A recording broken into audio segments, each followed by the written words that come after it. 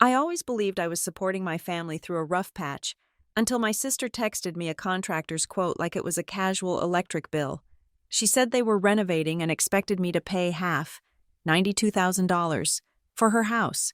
The second I texted back a simple no, the illusion shattered. I finally realized I was never a daughter or a sister to them. I was just the emergency fund they tapped whenever they wanted something shiny. My name is Ashley Rogers. I am 38 years old. And if there is one thing I have learned after 15 years working in emergency medical services across Pennsylvania, it is how to stop bleeding. You apply pressure. You elevate the wound. You do not ask the patient if it hurts, because you already know it does. You just do what is necessary to keep the heart beating. I am good at my job. I am calm when things are chaotic. I can look at a mangled car wreck on I-76 and immediately calculate who needs to be pulled out first. But for the longest time, I was completely blind to the fact that the most severe hemorrhage in my life was not happening in the back of my ambulance. It was happening in my bank account, and the people holding the knife were the ones who shared my last name. It was a Tuesday evening, the kind of gray, wet Tuesday that seems to hang over the suburbs of Philadelphia like a heavy wool blanket. I had just come off a 24-hour shift that involved 3 cardiac arrests and a multi-vehicle pileup. My body felt like it was made of lead. I was sitting at my small kitchen island, watching my son, Evan, struggle with his 4th-grade math homework. Evan is 9. He has my eyes and a quiet, observant nature that sometimes worries me. He does not ask for much. He knows Mommy works hard. He knows we have to be careful with the heating bill in the winter. My phone buzzed on the counter. It was a vibrating sound that usually triggered a spike of cortisol in my blood, a Pavlovian response to years of being on call. I glanced at the screen. It was not dispatch. It was my sister, Megan. Megan is 5 years younger than me. She lives 20 minutes away in a house that is significantly larger than mine, with a husband who works in sales and drives a leased luxury SUV. I picked up the phone, expecting a photo of her kids, or maybe a request for a recipe. Instead, I saw a photo of a document. It was a contractor's estimate. I zoomed in on the image. The letterhead belonged to a high-end construction firm in the area, the kind that advertises in glossy lifestyle magazines. I scanned the line items: custom cabinetry, quartz countertops, heated flooring in the master bath, a rainfall shower system. The list went on. A catalog of luxuries that I had never even considered for my own home, which still had the original laminate countertops from 1998. Then my eyes drifted to the bottom of the page, to the bold numbers next to the word total. $92,000. I blinked, thinking perhaps my exhaustion was making me see things. I rubbed my eyes and looked again. $92,000. It was more than I made in a year of saving lives and scraping bodies off the pavement. Underneath the photo, a text message from Megan popped up. "We are finally doing it. The kitchen and the master bath are getting gutted next month. It is going to be gorgeous. Since you are the one making the big bucks in the family, Mom and Dad said you would cover half. Just Venmo me the first installment of $10,000 by Friday so we can lock in the contractor. Love you." I stared at the phone. The screen went dark, then lit up again as I tapped it, desperate to reread the words to ensure I had not suffered a stroke. You would cover half. $46,000. She was asking me for $46,000, like she was asking me to split the check for a pizza. I looked up at Evan. He was erasing a hole through his worksheet, frustration clear on his small face. He was wearing a t-shirt that was slightly too small for him because he had hit a growth spurt last month, and I was waiting until my next paycheck to take him to the outlet mall for new clothes. We lived comfortably, but carefully. I had a mortgage. I had a savings account for Evan's college fund that I guarded like a dragon guarding gold. I drove a Honda that had 150,000 miles on it. "Big bucks," she had said. The phrase rattled around my skull. To my family, I was the rich one, not because I was actually wealthy, but because I was the only one who had ever said no to immediate gratification. I worked overtime. I picked up holiday shifts. I missed Christmas mornings and Thanksgiving dinners to work double time so I could put money away. Megan and her husband went on vacations to Aruba. They upgraded their phones every September. They ate out 5 nights a week. And my parents, retired and living on a fixed income that they managed poorly, looked at Megan's lifestyle and applauded it, while looking at my savings account as a community chest. I set the phone down on the cold laminate, countertop. The silence in the kitchen was heavy. "Mom?" Evan asked, looking up. "Is everything okay?" "Yes, buddy," I said, my voice sounding strange to my own ears. "Just a text from Aunt Megan." "Oh," he said, and went back to his math. He did not ask what she said. He learned a long time ago that news from Aunt Megan usually meant Mom would be stressed, or that we would have to cancel our plans. I walked over to the refrigerator and opened it, staring at the rows of meal-prepped containers. I did this every Sunday so we wouldn't waste money on takeout. I saved $3 here, $5 there. And for what? So my sister could have heated floors? Memories began to flash through my mind, unbidden and sharp. 3 years ago, my father's truck broke down. The transmission was shot. He called me in a panic, saying he couldn't get to his doctor's appointments. I paid $2,500 to fix it. He promised to pay me back $50 a month. I received exactly one payment of $50, and then he stopped mentioning it. 6 months later, he traded the truck in for a newer model with a higher monthly payment. 5 years ago, Megan wanted a purebred French bulldog. She found a breeder but didn't have the cash for the deposit. She cried on the phone, saying she needed this dog for her mental health. I sent her $600. The dog, Buster, now lives with my parents because Megan got bored of walking him. I never saw that money again. Last year, my mother's dental surgery, $4,000. "We are just a little short this month. Ashley," she had said, "you know how it is?" I paid it directly to the surgeon. 2 weeks later, I saw photos on Facebook of them at a casino in Atlantic City. I had spent my entire adult life believing that this was just what families did. You help each other, you support the ones who are struggling. But looking at that number, $92,000, something inside me snapped. It was not a loud snap. It was quiet, like a dry twig breaking under a heavy boot. This was not a request for help. This was a demand for tribute. They did not see me as a person.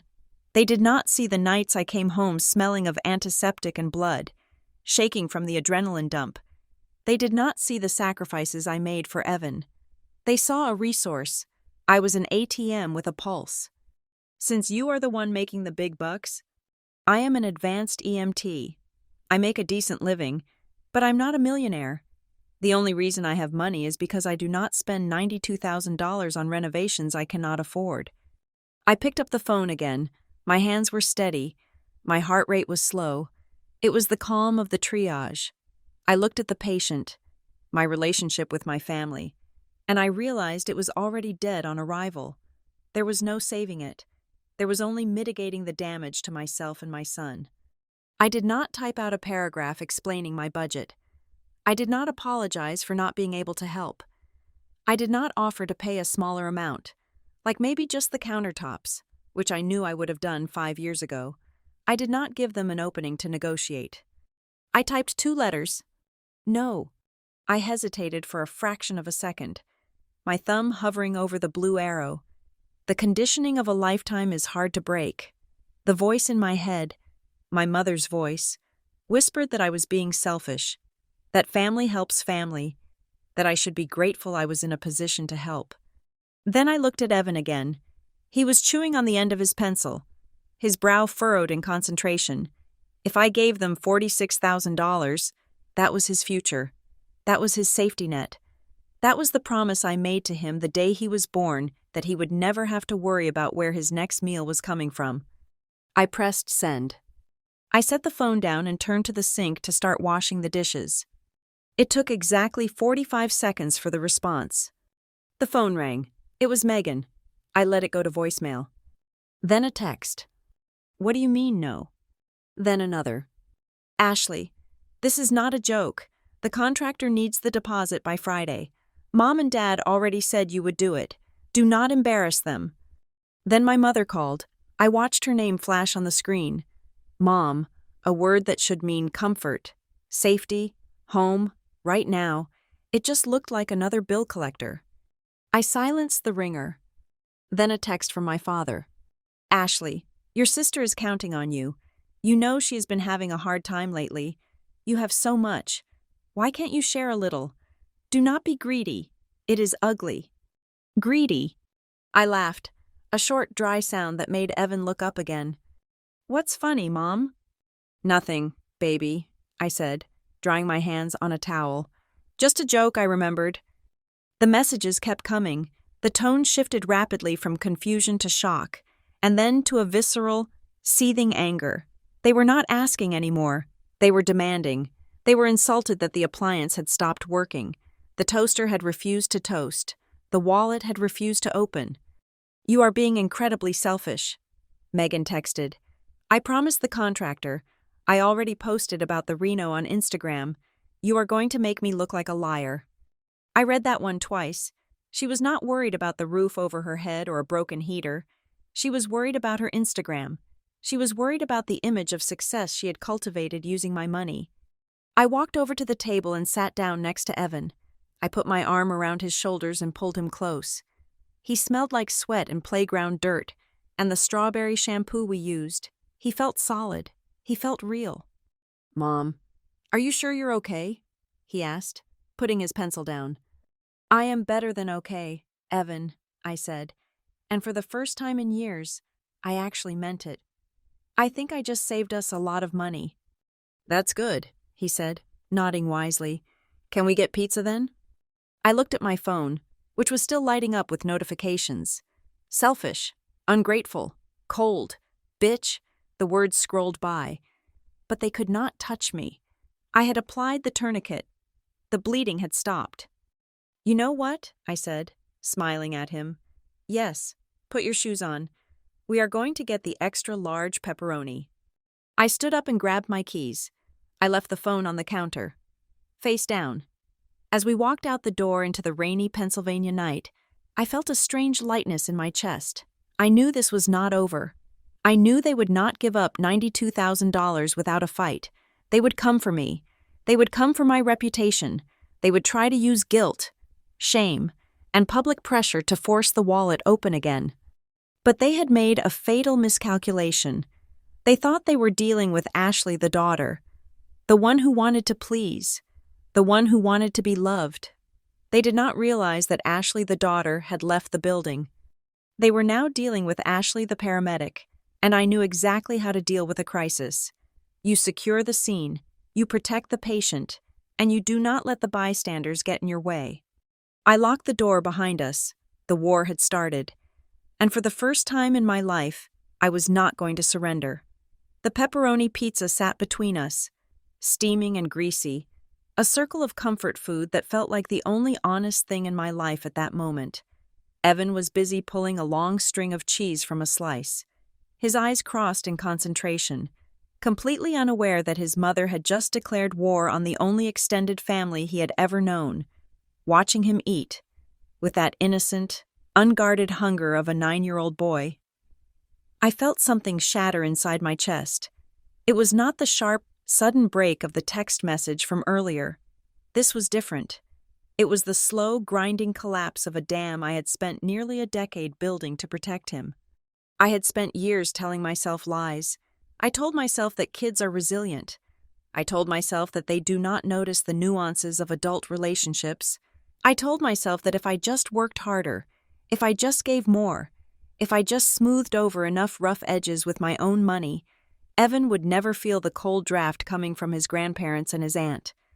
But looking at him now, under the fluorescent lights of the pizza parlor, the memories I had suppressed began to rise like bile.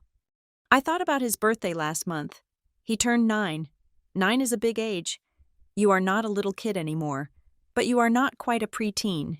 You are sensitive. You notice things. I had thrown him a party at a trampoline park, paid for entirely by me.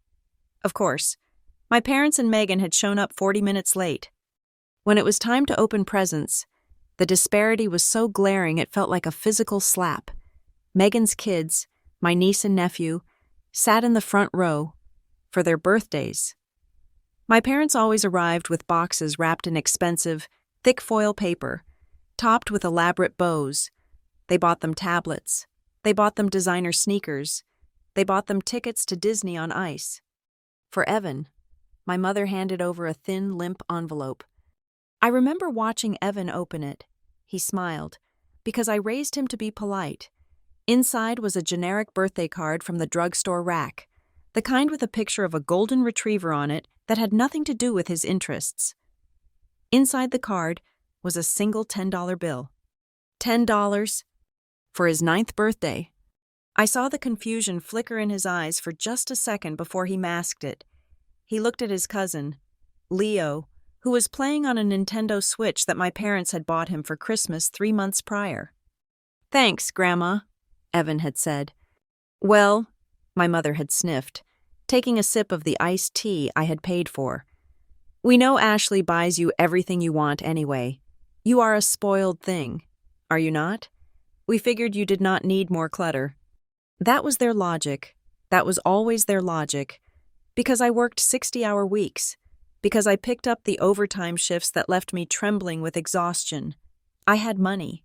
And because I had money, I was expected to provide everything for my son. While they saved their affection and their resources for Megan's children, they punished Evan for my success. It went deeper than money. Money was just the thermometer that measured the fever. The infection was in the exclusion. I stared at the red pepper flakes on the table and remembered the 4th of July barbecue 2 years ago. It was at my parents' house. They had a pool. I had been working a morning shift and told them I would be there by 2 in the afternoon. When I arrived, dragging a cooler full of premium steaks and craft beer that they had requested I bring, the family was already eating. They were sitting at the patio table. Mom, Dad, Megan, her husband, and their 2 kids. The table was full. "Oh, you are here," my father said, wiping barbecue sauce from his lip. "We got hungry." "Where do you want us to sit?" I asked, holding Evan's hand. He was wearing his swim trunks, clutching his goggles, vibrating with excitement to jump in the pool with his cousins. My mother looked around vaguely. "Oh, we did not think to set a spot for Evan. We figured you guys might have eaten on the way. There is a folding chair in the garage. He can sit on the corner." The corner. My son, their grandson, relegated to a folding chair at the corner of the table, while Megan's kids sat on cushioned patio chairs, eating corn on the cob that my father had grilled for them. I saw Evan's shoulders slump. I saw the light go out of his eyes. "It is okay, Mom," he had whispered. "I am not that hungry. I will just go swim." He swam alone for an hour while they laughed and talked about Megan's upcoming vacation to the Outer Banks. No one asked him to play Marco Polo. No one threw the diving rings for him. He just paddled in the shallow end, a small, lonely figure in a pool full of family who looked right through him. I had convinced myself that night that it was an accident. I told myself they were just thoughtless, not malicious. I told myself that I was being oversensitive. But then there was the wall. The hallway in my parents' house leading to the guest bathroom is lined with framed photographs. It is supposed to be a gallery of their legacy. "Family is everything," the vinyl sticker on the wall proclaims in a looping cursive font. If a stranger walked down that hallway, they would assume my parents had only 2 grandchildren. There are professional studio portraits of Megan's daughter as a newborn, wrapped in pink cheesecloth. There are school photos of Megan's son, perfectly retouched. There are candid shots of them at the beach, at the zoo, opening Christmas presents. And then there is Evan.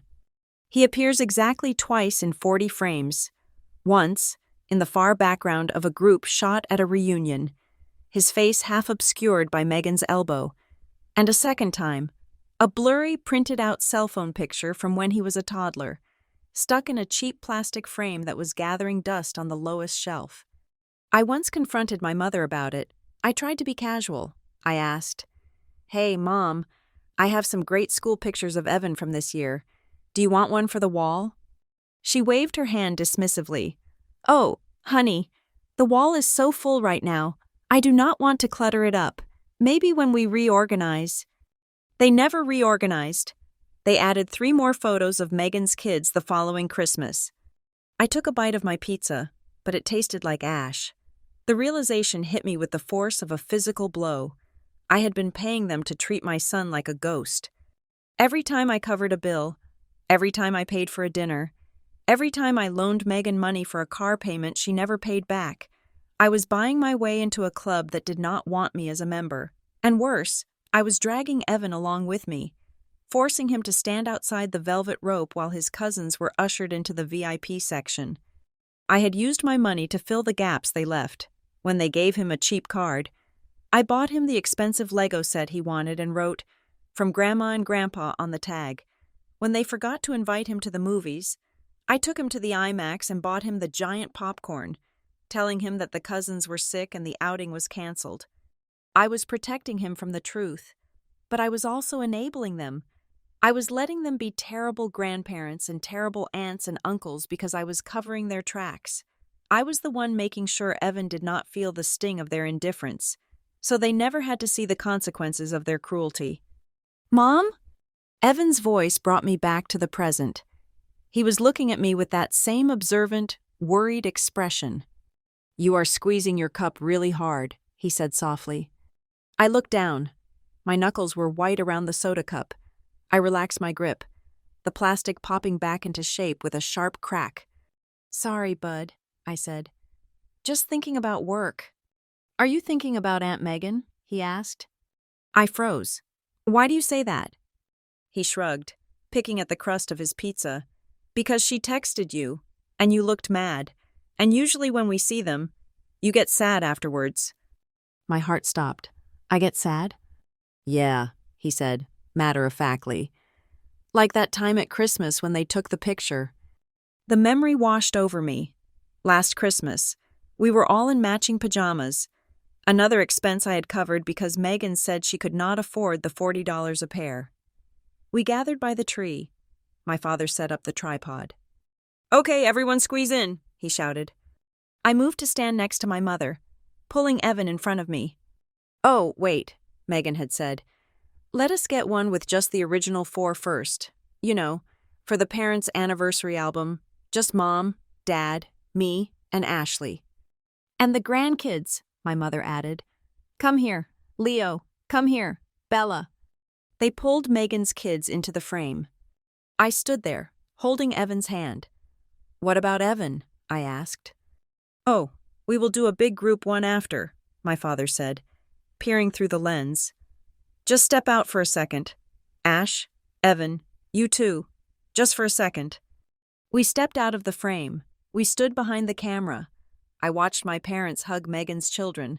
I watched them smile the kind of genuine, beaming smiles that they never directed at my son. They took 10 photos, laughing, adjusting poses. Then, when they were done, my father started dismantling the tripod. "Wait," I said. "What about the picture with Evan?" "Oh, the lighting is weird now," Megan said, yawning. "And the kids are tired. We will just get a selfie later." We never got the selfie. "I did not know you noticed that," I whispered to Evan now, my voice trembling. He looked down at his plate. "It is okay, Mom. I know they like Leo and Bella better. It is probably because they live closer." He was making excuses for them. My 9-year-old son was doing the emotional labor of rationalizing his own rejection so that I would not feel bad. That was the moment. That was the absolute breaking point. It was not the $92,000. I could have, in theory, taken out a loan. I could have worked myself into an early grave to pay for Megan's heated floors. I had been conditioned to do that. But the idea that they felt entitled to my money while treating my son like a shameful secret? The idea that they expected me to finance the very home where Evan was made to sit on a folding chair in the corner? No. The anger that rose in me was cold and clarifying. It burned away the guilt. It burned away the obligation. I looked at Evan. "They do not live that much closer, baby, and it is not okay." "It is not?" he asked. "No," I said firmly. "It is not, and it is going to stop." I had been their bank. I had been their safety net. I had been the foolish, desperate woman trying to buy affection that was never for sale. I thought I was paying for love, but I realized now I was paying for a front row seat to my son's humiliation. The check for the pizza came. I pulled out my card, the debit card linked to the account Megan thought she had a right to drain. I paid the bill. I tipped the waitress 20%. I was done paying for anything else. "Come on," I said to Evan, standing up. "Let us go home. We have some changes to make." As we walked to the car, my phone buzzed again in my pocket. I did not look at it, but I knew who it was. The silence from my end was driving them crazy. They were used to immediate capitulation. They were used to Ashley the doormat. They had no idea that Ashley the mother had just woken up, and she was furious. The silence that followed my refusal to fund Megan's renovation was not empty. It was heavy, pressurized, and tactical. It was the kind of silence I recognized from the emergency room when a patient's family is processing bad news. Except in this case, the bad news was that the Bank of Ashley had permanently closed its doors. For 3 weeks, my phone, which usually buzzed incessantly with requests for errands, complaints about money, or photos of things they wanted me to buy, sat on my nightstand like a brick. The family group chat, titled Roger's Clan, which had been the primary source of my anxiety for a decade, went dormant. There were no passive-aggressive memes from my mother about ungrateful children. There were no updates from Megan about the color of tile she was selecting. There was just a void. In the past, this silence would have broken me. I would have been the one to crack. I would have called my mother, voice trembling, apologizing for being difficult, and I would have offered to pay for something, maybe not the whole renovation, but perhaps the appliances, just to hear them say they loved me again. I was conditioned to view their silence as the ultimate punishment, a withdrawal of the affection I was desperate to earn. But this time, the silence did not feel like punishment. It felt like peace. November arrived, bringing with it the biting wind of a Pennsylvania autumn and the looming specter of Thanksgiving. Thanksgiving had always been my burden. For the past 7 years, since my parents retired and claimed they were too old to handle the stress, I had hosted. I bought the 20-pound organic turkey. I woke up at 4 a.m. to brine it. I made the 3 different kinds of stuffing because Megan liked cornbread, Dad liked sausage, and Mom liked oyster. I spent hundreds of dollars on wine that I barely drank. I cleaned my house for 2 days prior, only for them to come in, complain that my living room was cluttered with Evan's toys, eat the food I paid for, and leave the dishes in the sink. This year, however, I had not heard a word. The first week of November passed. No one asked what time they should come over. No one sent me their dietary restrictions. The second week passed. I went to the grocery store and bought a small turkey breast, enough for 2 people. I bought a single box of stuffing. I bought a tub of Evan's favorite chocolate ice cream instead of the pumpkin pie my father always demanded.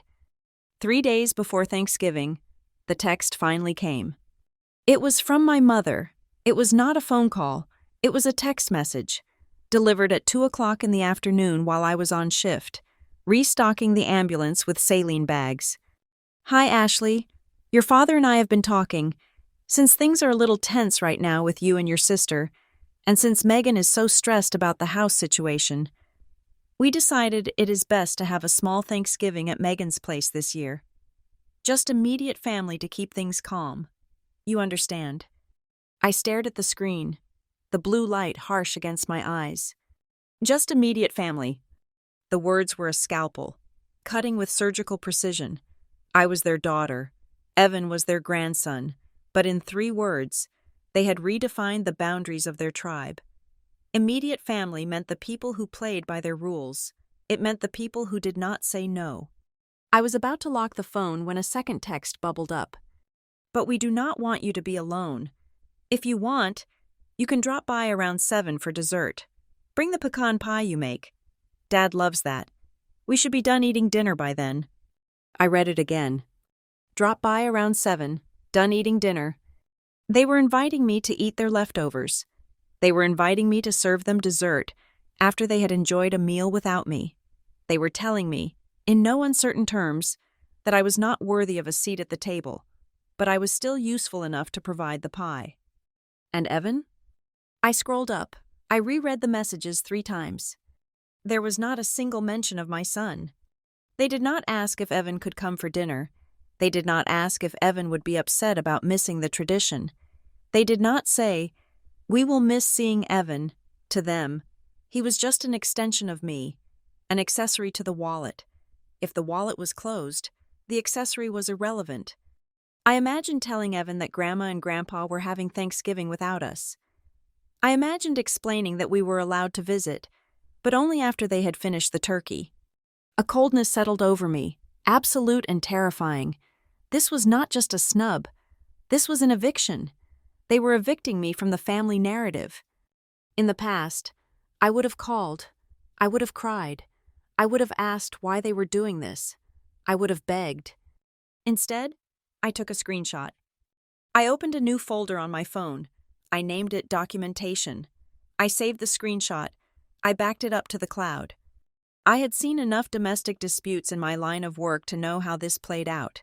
When the aggressor realizes their victim is no longer compliant, they change the story, they gaslight. In 6 months, when they needed money again, they would claim they never uninvited me. They would say I was the one who refused to come. They would tell the rest of the extended family that Ashley was antisocial and kept Evan away from us. I needed proof. I needed a timeline. I looked at the text again. Bring the pecan pie. They still wanted the labor. They still wanted the goods. They just did not want the person. I did not reply immediately. I waited. I finished my shift. I picked Evan up from school. We drove home listening to his favorite playlist, singing along to cartoon theme songs. We made tacos for dinner. At 8 o'clock that night, 6 hours after the text was sent, I finally replied. I did not write a paragraph about how much they hurt me. I did not ask about Evan. I did not argue about the definition of immediate family. I typed, "We have other plans. Enjoy the turkey. Send." Then I muted the conversation. I did not block them, not yet. I needed to see what they would say. I needed the data. The reaction was almost instantaneous, as if they had been staring at their phones waiting for me to explode. My mother texted, "Other plans? What other plans? You always host." Then Megan, "Seriously? You are going to be petty because Mom wants a peaceful dinner? We are trying to compromise here. Ashley, you can still come for pie." Then my father, "Do not be dramatic. You are not keeping Evan from us on a holiday, are you?" There it was, the pivot, the moment I established a boundary. I became the villain. I became petty and dramatic. And suddenly, when I was not available to serve them, they remembered Evan existed, not as a person to love, but as a pawn to guilt me. I did not reply to any of them. I screenshotted every single message. I saved them to the folder. The next day, the aggression ramped up. They were not used to silence. My silence was a vacuum, and they were rushing to fill it with noise. Megan posted a status on Facebook, restricted so only family could see. But she forgot I was still on her close friends list. So sad that some people choose money over family. Holidays are about being together, not holding grudges, heartbroken. Underneath, my aunt, my mother's sister, commented, "Praying for you all. It is so hard when people lose their way." I screenshotted it, saved it. My heart hammered in my chest, a physical symptom of the stress. But my mind remained clear. I was beginning to see the machinery of their manipulation. It was a system. For years, I had been a cog in that system. I turned. I ground my gears. I kept things moving with my cash and my effort. Now that I had stopped turning, the whole machine was shaking. Thanksgiving Day came. I woke up late. Evan and I made pancakes with chocolate chips. We stayed in our pajamas until noon. We watched a movie marathon. At 4 o'clock, we put the small turkey breast in the oven. It smelled delicious. The house was quiet, but it was a warm quiet. There was no tension. There was no running around trying to find the right serving platter. There was no walking on eggshells waiting for my father to criticize the dryness of the meat or for Megan to make a passive-aggressive comment about my furniture. "Mom," Evan said, looking up from his Lego set on the living room floor. "This is the best Thanksgiving ever." I looked at him, surprised. "Really? You do not miss Grandma and Grandpa?" He hesitated, then shook his head. "No, usually Grandma yells at me for touching things, and Aunt Megan ignores me. Today I can just play." His words confirmed what I had suspected in part 2, but hearing it out loud, on a holiday, sealed it. I wasn't depriving him of a family. I was liberating him from a toxic environment. At 6 o'clock, my phone buzzed. It was a picture from my mother. It was the dinner table at Megan's house. The table was set with the china I had bought them for their anniversary 5 years ago. There was a massive turkey. There were wine glasses. Everyone was smiling. My parents, Megan, her husband, the kids. The caption read, "Family first, missing those who chose not to be here." It was a trap. It was bait. They wanted me to see it and feel excluded. They wanted me to feel the sting of the immediate family enjoying their bliss without the black sheep. But I zoomed in on the photo. I saw the tension in my father's jaw. I saw that the wine bottle on the table was a cheap brand, not the $50 Cabernet I usually provided. I saw that Megan's smile didn't quite reach her eyes. Without my money, without my labor. The scene looked a little less glossy. They had to cook that turkey themselves. They had to clean that house themselves. And most importantly, they had to sit there and pretend that everything was fine, knowing that the person who usually footed the bill for the illusion was sitting 5 miles away, eating pancakes, and refusing to play the game. I did not reply. I saved the photo to the folder. 10 minutes later, a text from Megan. "Are you coming for pie? Mom is waiting." She was checking. She wanted to know if the guilt trip had worked. She needed to know if I was still under their control. I looked at Evan, who was laughing at something on the TV. His mouth covered in chocolate from the pancakes. We were happy. We were enough. I turned my phone off completely. I put it in a drawer in the kitchen. "Who wants ice cream?" I asked. "Me!" Evan shouted. I walked away from the digital window into their lives. I chose the reality of my own. I did not know it then, but my silence that night was the catalyst. By refusing to fight, by refusing to explain, and most crucially, by refusing to show up and beg for scraps, I had disrupted the power dynamic that had sustained my family for decades. They could not handle the fact that I was okay without them. They needed me to be miserable so they could feel superior. My happiness was an insult to them. My autonomy was a threat. And as the snow began to fall outside, covering the driveway in a blanket of white, I knew that the silence would not last. They would not let me go this easily. I had cut off the supply line, and like any addict denied their fix, they were about to get desperate. The storm was not just brewing, it was already here, and the next time they reached out, it wouldn't be with a passive-aggressive text. It would be with a weapon. The fluorescent lights of Station 12 hummed with a low electric buzz that I had grown so accustomed to over the last decade that it usually felt like silence. It was December 24th, Christmas Eve. Outside the bay doors, the world was dark and cold. The streets of our small Pennsylvania town dusted with a fresh layer of snow that turned gray under the street lamps. Inside, the station smelled of floor wax, stale coffee, and the faint, metallic scent of ozone. Most people were at home right now. They were wrapping presents. They were drinking eggnog. They were arguing over board games or watching movies by the glow of a fire.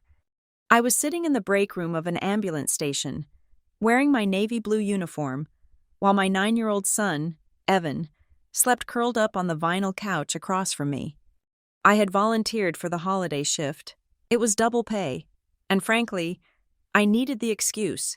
If I was working, I did not have to think about why my phone was silent. If I was working, I did not have to explain to Evan why we were not at Grandma and Grandpa's house for the traditional Christmas Eve ham. I had told him that Mommy was a hero, that people needed help even on Christmas, and that he was my special deputy. He had bought it, because he worshipped the ground I walked on. But looking at him now, wrapped in a scratchy station blanket with his thumb near his mouth, I felt a wave of guilt so potent it almost doubled me over. My partner, Mike, was asleep in the bunk room. We had been running nonstop since 7 in the morning. A slip and fall on ice, a diabetic emergency, a false alarm at the nursing home. It was now 10 o'clock at night. The radio was quiet. I picked up my phone. It was a reflex, a muscle memory born of boredom and loneliness. I knew I should not look. I knew nothing good was waiting for me in the digital world. But my thumb hovered over the blue icon, and before I could stop myself, I opened Facebook. The algorithm, cruel and efficient, put it right at the top of my feed. It was posted 11 minutes ago. The location was tagged. The Rogers residence, my parents' house. It was a professional quality photo, likely taken by Megan's husband with his expensive DSLR camera. The lighting was warm and golden, perfectly filtered. They were gathered in front of my parents' massive stone fireplace, which was roaring with a fire that looked almost too perfect to be real. The mantel was draped in garland and stockings, and they were matching. My stomach dropped.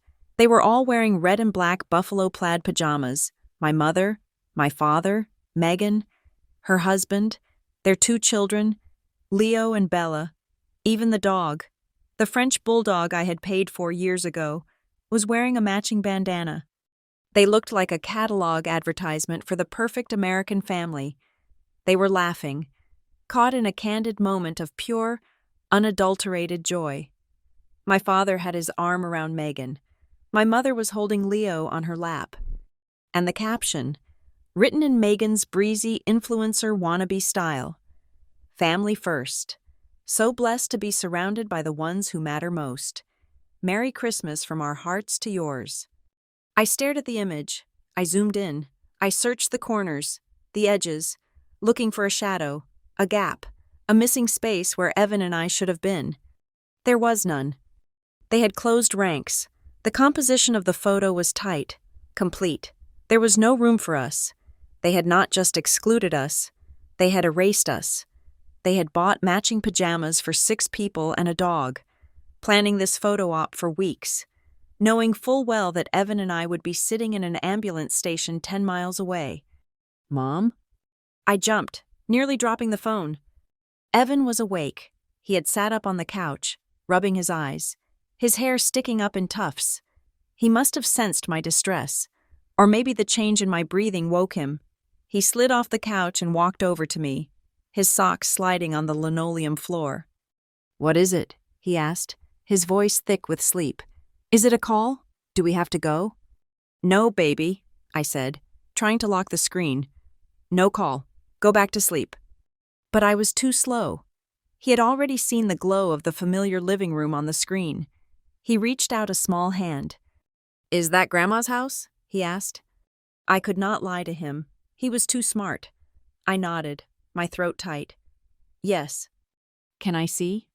I hesitated. Every instinct in my body screamed to hide it, to throw the phone across the room, to tell him the battery died. But he was looking at me with those trusting eyes, and I knew that hiding the truth was what had gotten us into this mess in the first place. I had protected him from their cruelty for too long, and in doing so, I had let him believe that the problem was him, or me, rather than them. I turned the phone toward him. Evan looked at the picture. He studied it with an intensity that frightened me. He looked at the matching pajamas. He looked at the fire. He looked at his cousin Leo sitting on Grandma's lap, the spot that Evan had tried to climb into so many times, only to be told she was too tired, or her knees hurt. He stared at it for a long time. The silence in the break room was heavy, broken only by the hum of the refrigerator. Then, he looked up at me.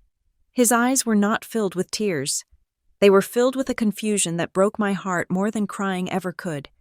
"Mom," he said softly, "I am not family, am I?" The air left my lungs. It was not an accusation, it was a question. He was asking for clarification on his status, the way he might ask if he was allowed to have a second cookie. He had looked at the evidence, the photo, the caption, the empty seat at the table, and he had drawn the only logical conclusion a child could make. "Oh, Evan," I choked out, pulling him into my lap. I buried my face in his neck, smelling the station soap and his little boy scent. No, no, that is not true. You are my family. You are the most important family in the world. But not to them, he said, his voice muffled against my uniform. Because the caption says family first, and I am not there. He pulled back to look at me, and his face was dry, but his expression was older than his 9 years. It is okay, Mom. You do not have to pretend. I know they do not like us. I did not know I wasn't family at all. Something inside me died in that moment. The part of me that was a daughter. The part that craved my parents' approval. The part that wanted to be a good sister. It withered and turned to ash. For months, I had thought this was a negotiation. I thought it was a power struggle over money. I thought that if I held my ground, they would respect me. I thought that eventually, they would miss us. But looking at my son's resigned face, I realized I was wrong. This was not a negotiation. This was an annihilation.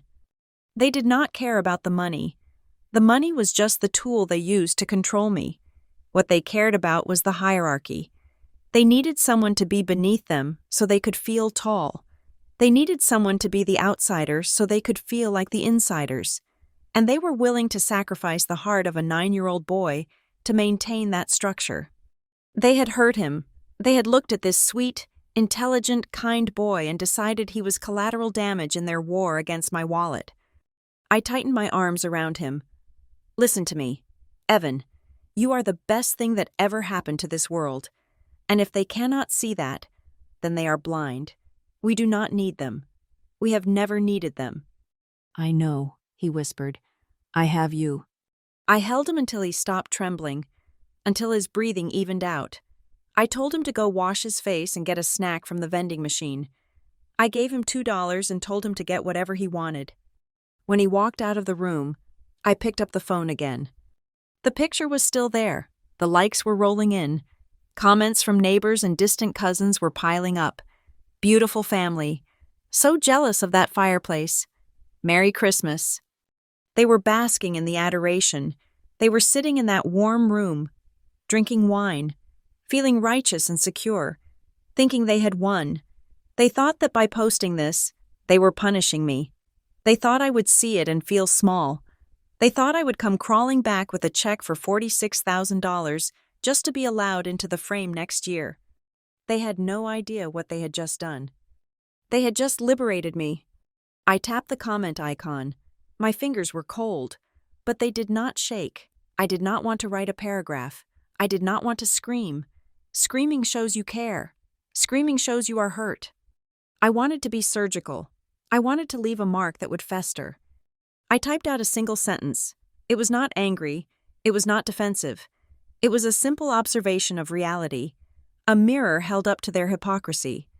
Family first, except for the 9-year-old boy you forgot to invite. Enjoy the view, because it is the last time you will see it for free. No, that was too emotional. I deleted it. I thought about the car, the white SUV sitting in my parents' driveway in the photo, the SUV that Megan drove every day, the SUV that was technically, legally, and financially mine.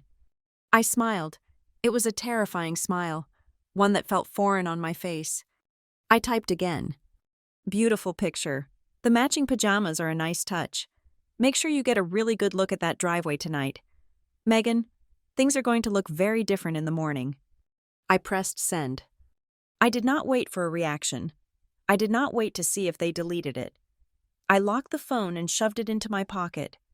Evan came back into the room, holding a bag of chips and a chocolate bar. He looked small, but he looked okay. He was surviving. You okay, Mom? He asked. I am great, buddy, I said, standing up and smoothing down my uniform. Actually, I am better than great. I think I finally figured out what to get you for Christmas. Really? He asked, eyes widening. What? Freedom, I said, though I knew he did not quite understand. And maybe a little bit of justice. Outside, the wind howled against the station doors. The storm was picking up, but for the first time in my life, I wasn't afraid of the cold. I was the one bringing the frost. They wanted a silent night? They wanted to cut me out? Fine. But they forgot one thing. I was the one holding the keys, literally. And tomorrow morning, when they woke up from their cozy, self-righteous slumber, they were going to find out exactly what happens when you bite the hand that feeds you.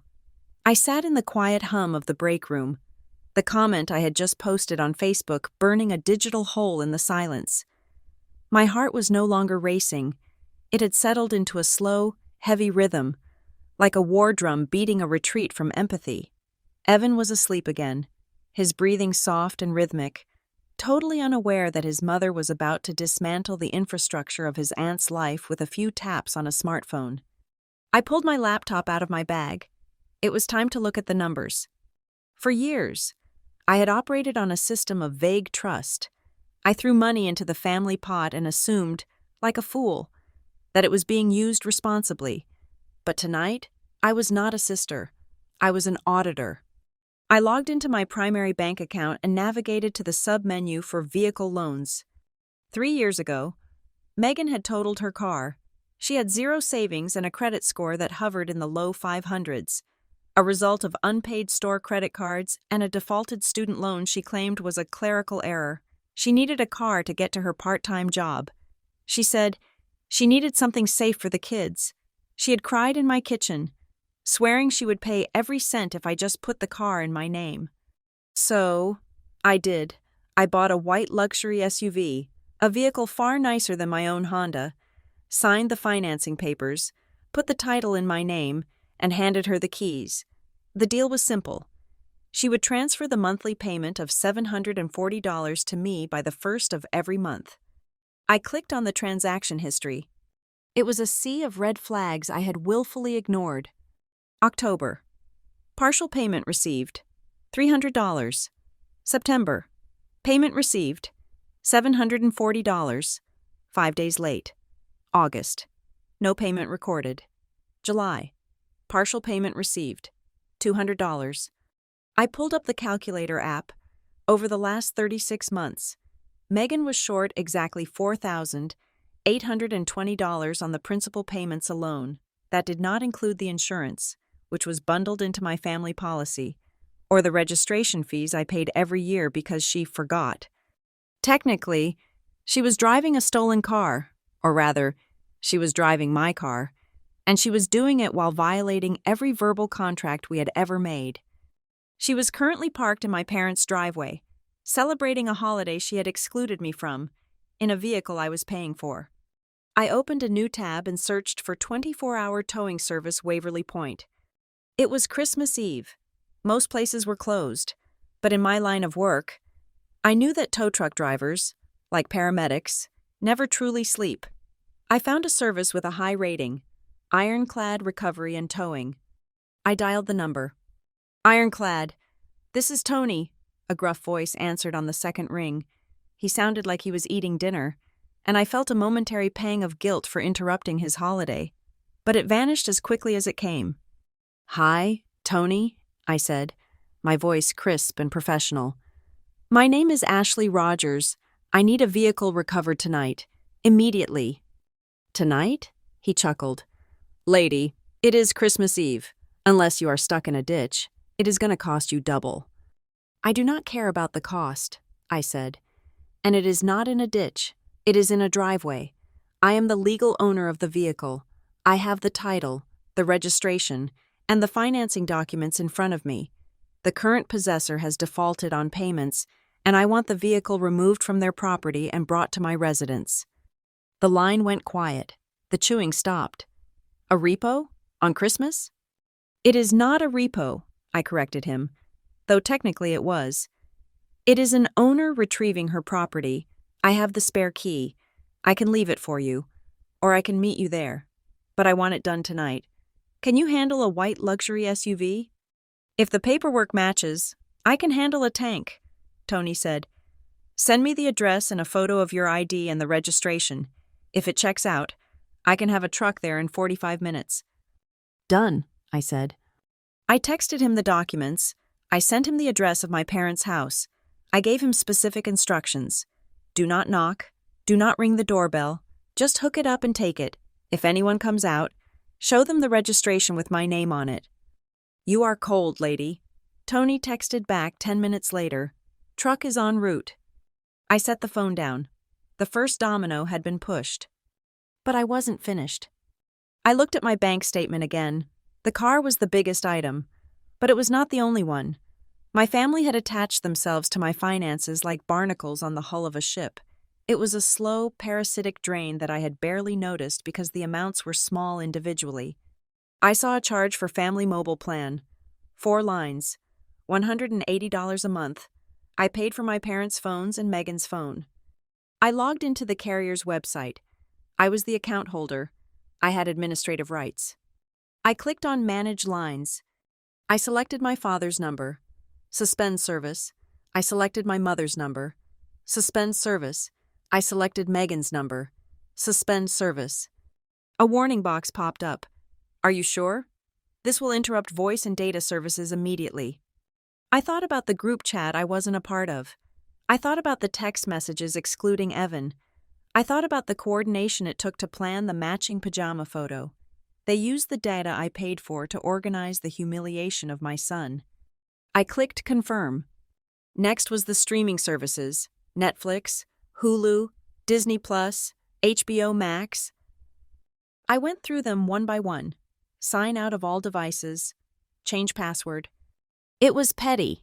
I knew it was petty, but it was also logical. Why should they watch Christmas movies on my dime while my son sat in an ambulance station? Why should they have access to entertainment I worked 80 hours a week to provide? I changed the Netflix password to Pay Your Own Bills 123. I checked the auto insurance policy. Megan's SUV was listed as a secondary vehicle on my policy to get the multi-car discount. Remove vehicle. The warning flashed. Vehicle will be uninsured, effective 12:01 a.m. Perfect.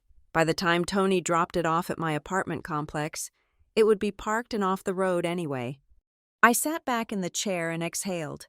It had taken me 20 minutes to undo 10 years of financial entanglement.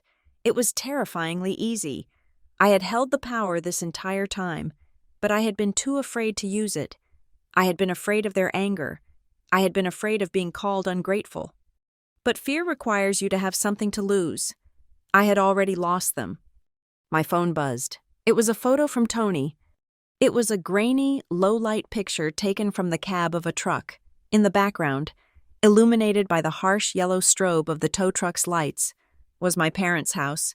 The Christmas lights were twinkling on the porch. The family first wreath was visible on the door. And in the foreground, the white SUV was angled sharply upward, its back wheels lifted off the asphalt, hooked securely to the tow arm. Tony added a caption, Package secured. No lights on in the house. Silent night. I felt a surge of adrenaline so potent it made my hands shake. It was real. The car was gone. I saved the photo. I debated posting it. I debated sending it to Megan directly, but I remembered the strategy. Silence is louder. Instead, I went to my own Facebook page. I did not tag them. I did not reference the earlier drama. I simply posted a status update, visible to the public. Christmas cleaning came early this year. Cut out the dead weight. Canceled the subscriptions. Repossessed the assets. It is amazing how much money you save when you stop funding people who pretend you do not exist. I put the phone down.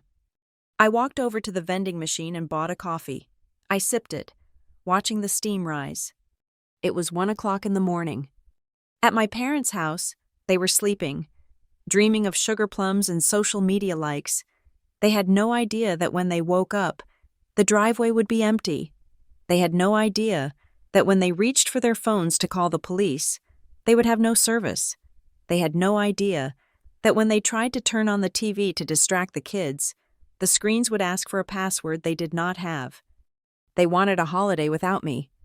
I had given them exactly what they wanted, a holiday completely, 100% free of Ashley Rogers. No Ashley meant no car. No Ashley meant no phone. No Ashley meant no movies. The fallout would be catastrophic. I knew that. Tomorrow, on Christmas morning, The rage would be nuclear. They would call the police. They would call the neighbors. They would scream that I was a thief, a monster, a Grinch.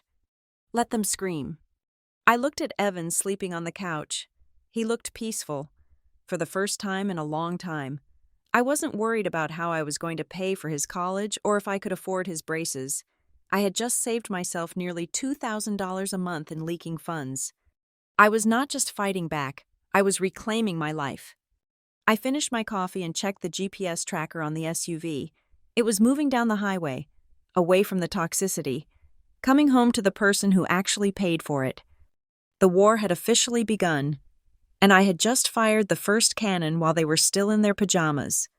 The sun rose on Christmas morning with a deceptive brilliance, casting long, sharp shadows across the living room floor, where Evan and I sat surrounded by torn wrapping paper. It was a modest pile compared to the mountains of gifts I knew were currently sitting under the tree at my parents' house, but the atmosphere here was different. It was light. There was no tension. There was no performance. Evan was building a Lego spaceship I had bought him, humming a tune to himself, completely absorbed in the joy of the moment. For the first time in 10 years, I was not rushing to put a turkey in the oven. I was not stress cleaning the bathroom because my mother might critique the grout. I was simply drinking coffee and watching my son be happy. But the peace was fragile, held together by the thin glass of my phone screen, which I had placed face down on the kitchen counter. At 8 a.m, the glass shattered. It started with a low vibration against the granite, then another, then a continuous, angry buzzing that rattled the spoon in my coffee mug.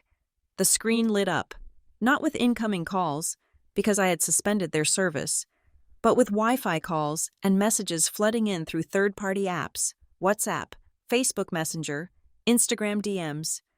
They had woken up. I walked over to the counter. I did not feel the panic I used to feel. Instead, I felt a cold, clinical curiosity. I was like a scientist observing a volatile chemical reaction from behind a blast shield. The first message on the screen was from Megan, sent via Facebook Messenger. "Where is my car?" Followed immediately by, "I called the police. They said it was towed. What the hell is wrong with you? Ashley, it is Christmas morning." Then my mother, also on Messenger. "Ashley, pick up the landline right now. Why are our phones not working? Why is the Netflix logged out? Your father is furious. You are ruining everything." I watched the notifications stack up. They were not asking if I was okay. They were not asking if there had been a mistake. They immediately jumped to accusations and demands. They knew exactly who had done this, and they knew exactly why, even if they would never admit it to themselves. I picked up the phone. I did not want to yell. I did not want to cry.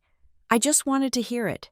I wanted to hear the sound of their entitlement one last time to sear it into my memory, a reminder of why I could never go back. I answered the incoming Wi-Fi call from Megan. "Hello?" I said, my voice steady. "You psycho!" Megan screamed. Her voice was so loud, I had to pull the phone away from my ear. In the background, I could hear chaos. My father was shouting something unintelligible. A baby, probably Bella, was crying. "You actually stole my car? On Christmas? Are you insane?" "I did not steal it," I said calmly. "I repossessed it. It is in my name. You have not paid the $740 a month since September. You have violated the agreement." "Agreement?" she shrieked. "We are sisters. You do not repo a car from your sister. Do you know how embarrassing this is? The neighbors saw the tow truck. The police laughed at me when I told them it was you. How am I supposed to get home?" "You are at Mom and Dad's," I said. "You are home, or you can ask Mom to drive you. Oh wait, her car is in the shop, isn't it? That is why you needed the SUV." "You turned off the phones," she yelled, ignoring my logic. "I cannot even call Grant to come get us because my phone says SOS only. You cut us off. You left us stranded." "I stopped paying for services I do not use," I corrected her. "You are 33 years old. Megan, you can get your own phone plan. It takes about 20 minutes online." "On Christmas?" she shouted. "Who does this on Christmas?" "Someone who was told she wasn't immediate family," I replied. There was a pause on the line. a beat of silence where the truth hung heavy in the air. She knew exactly what I was talking about. She knew about the photo. She knew about the exclusion. But she did not apologize. She doubled down. "Oh my God, is this about the picture?" She let out a frantic, incredulous laugh. "You are doing all this. You are leaving my kids without a car, leaving mom and dad without phones, because of a Facebook picture? You are so petty. Ashley, you are actually sick. You need help." "It is not about the picture," I said. "It is about the fact that I have spent $92,000 on this family over the last decade, and yesterday my son asked me if he was part of the family, because you people treat him like a ghost."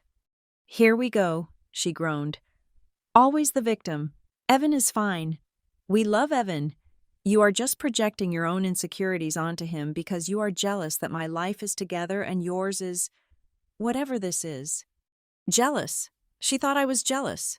I looked around my quiet, clean living room. I looked at my paid-off bills. I looked at my son, who was safe and loved. "Put Mom on the phone," I said. There was a scuffling sound, and then my mother's voice came on the line. It was shaking with rage. "Ashley Marie," she hissed. "I have never been so ashamed in my life. The neighbors are talking. The tow truck driver apparently told the Johnsons across the street that the owner reclaimed the vehicle. Do you know what that makes us look like? Deadbeats." "If the shoe fits," I said. "How dare you?" she snapped. "After everything we have done for you. We babysat Evan when he was a baby. We let you live here for 3 months when you got divorced. And this is how you repay us? By humiliating us? By cutting off our contact with the world?" "I am not cutting off your contact," I said. "I am just not paying for it anymore. You have a pension. Dad has Social Security. You can pay $180 for phones." "It is the principle," she yelled. "It is the cruelty. It is Christmas. Ashley, think about the children. Leo wanted to watch his cartoons and the TV is asking for a password. You are punishing innocent children." I waited. I held my breath. I waited for the question. I waited for her to ask, "How is Evan? Is he enjoying his Christmas? Did he like the gift we—" "Oh wait, we didn't send one." I waited for her to say, "We miss you guys. Please come over so we can fix this." I waited for one shred of evidence that they cared about the human beings on the other end of the line, and not just the utilities those human beings provided. "Are you going to turn it back on?" my mother demanded. "Or do I have to tell everyone that my daughter is a vindictive monster who hates her family?" "Did you invite Evan to dinner?" I asked quietly. "Oh, stop it," she screamed. "We told you to come for dessert. You are the one who said no. You are the one holding a grudge. This is not about Evan. This is about you wanting control." "You are right," I said. "It is about control. I am taking mine back." "If you do not turn the phones back on and bring that car back right now," my mother said, her voice dropping to a low, threatening register. "Do not bother coming back, ever. We will be done with you. I mean it. Ashley, we will write you out of the will." The will. The imaginary pot of gold they always dangled over my head.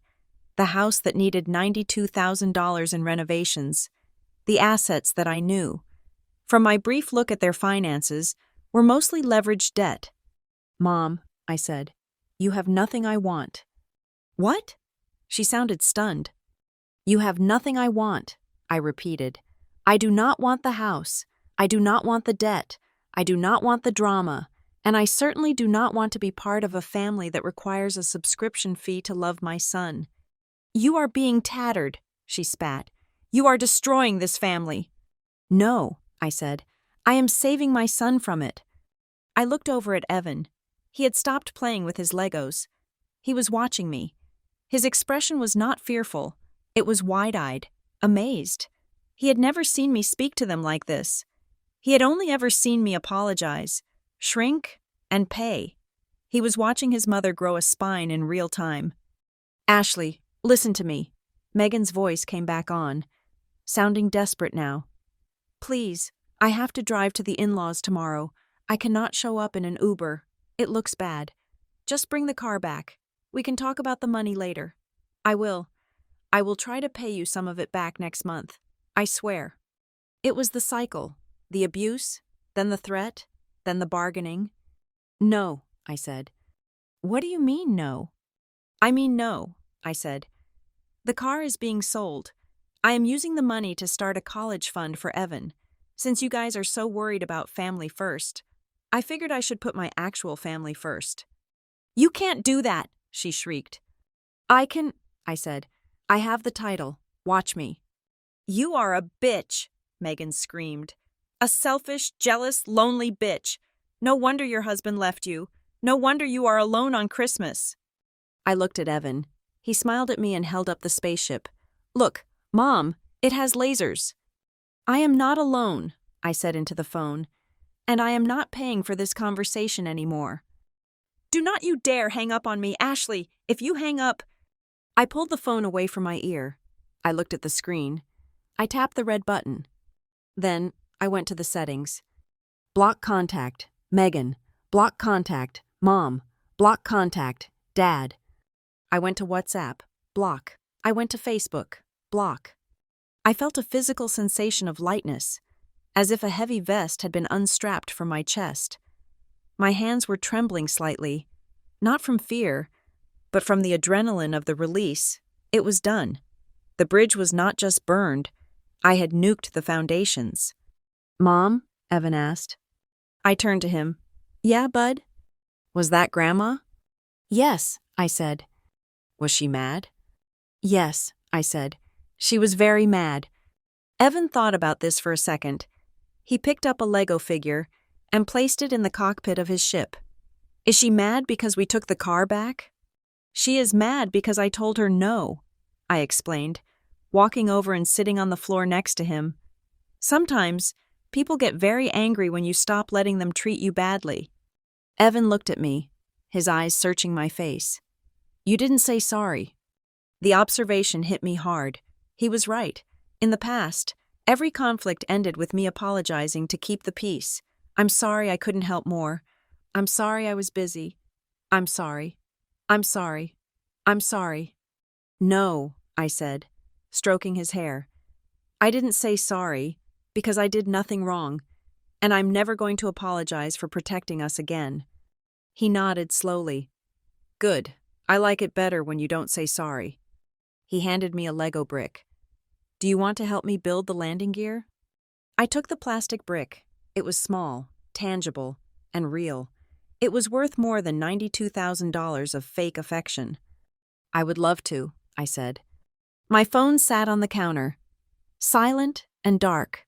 Somewhere across town, chaos was reigning. Megan was probably crying to her husband.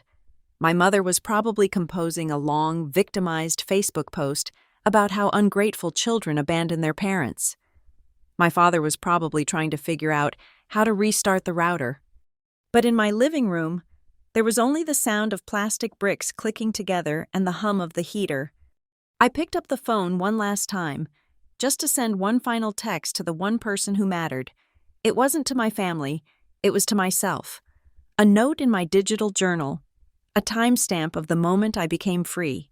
My son is not the price of peace, and I am not the bank. Closed for business. I put the phone in the drawer and closed it. Okay, I said to Evan. Let's build this spaceship. Where are we going to fly it? To a planet where there are no mean people, he said.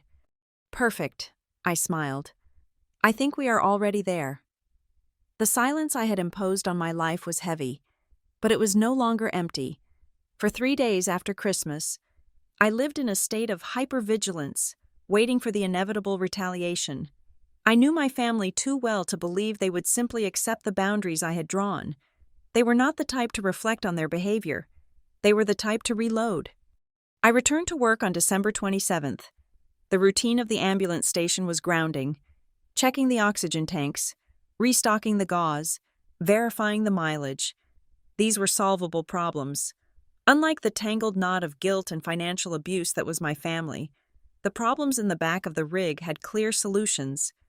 It was during a lull in the afternoon, while I was sitting in the bay cleaning my boots, that my personal phone buzzed. I glanced at it, expecting another unknown number or a flying monkey sent by my mother to guilt-trip me.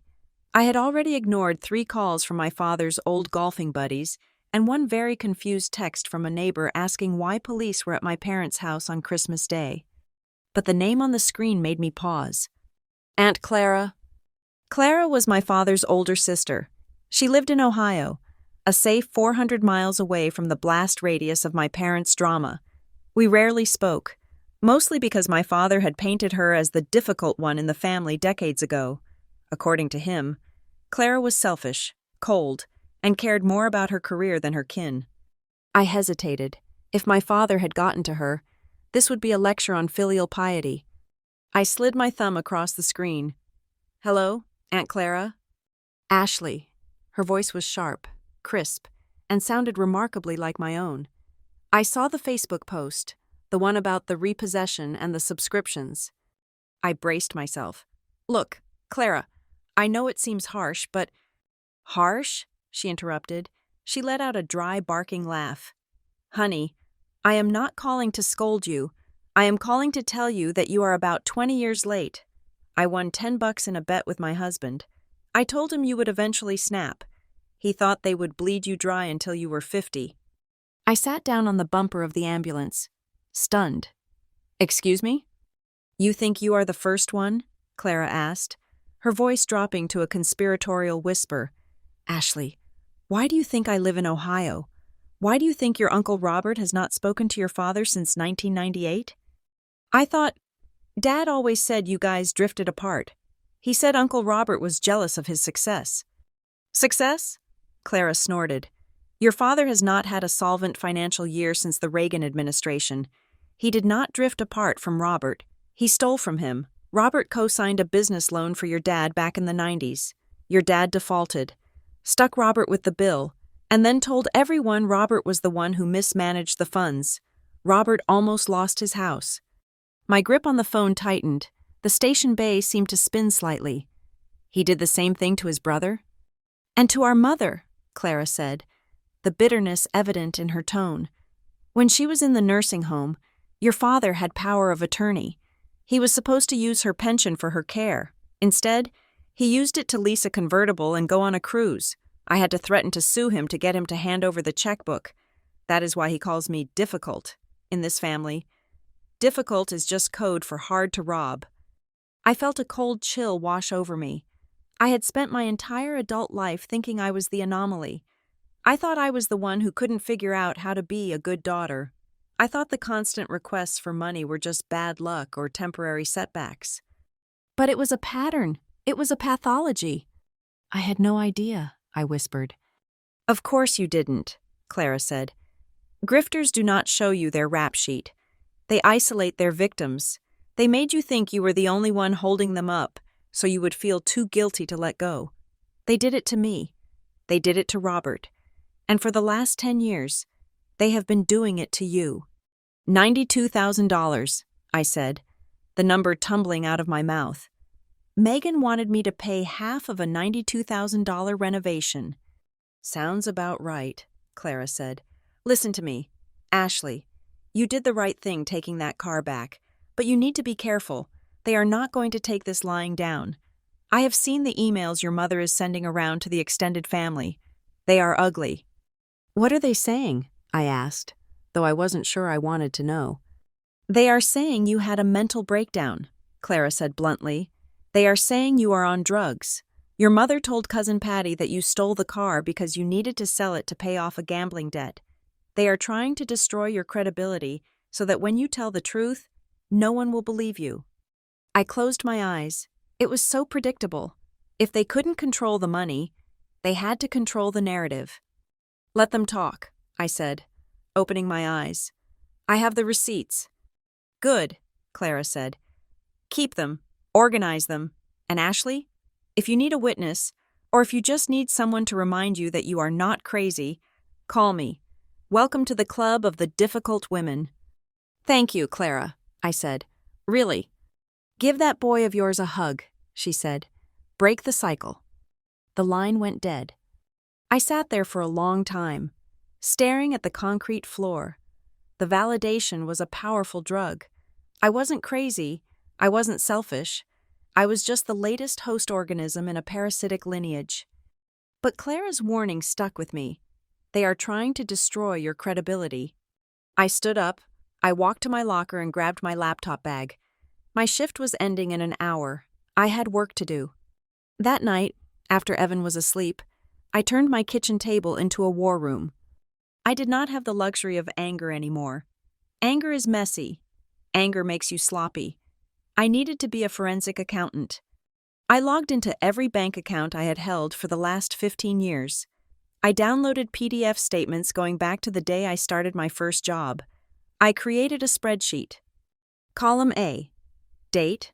Column B, recipient. Column C, stated purpose. Column D, actual outcome. I started typing. June 12th, 2018. $500. Transfer to mom. Stated purpose. Emergency vet bill for the cat. Outcome.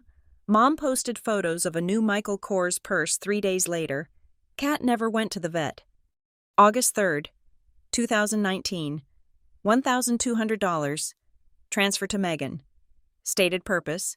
Security deposit for apartment. Outcome. Megan moved back in with mom and dad 2 months later. Deposit never returned to me. December 1st, 2020. $740. Car payment. Megan paid $0. I worked until 3 in the morning. The rows on the spreadsheet grew longer and longer, a cascading waterfall of financial exploitation. When I summed the total at the bottom, the number made me nauseous. It was not just the $92,000 they wanted for the renovation.